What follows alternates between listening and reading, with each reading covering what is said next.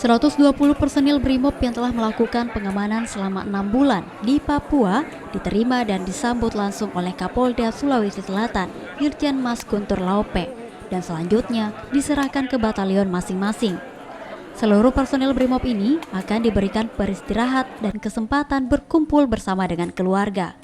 Kapolda Sulawesi Selatan juga memberikan apresiasi kepada seluruh anggota yang telah menjalankan tugas dengan baik dan aman. Telah kembali gelombang ketiga personel kita yang ditugaskan BKO di Polda Papua. Untuk jumlah terakhir yang ketiga ini adalah 120 personil telah kembali dengan selamat. Namun yang gelombang kedua sebelumnya itu ada 1 orang meninggal dunia karena sakit. Itu sudah dimakamkan, kebetulan yang bersangkutan warga Luwu, jadi mayatnya sudah dimakamkan di Luwu. Alhamdulillah yang ketiga ini selamat.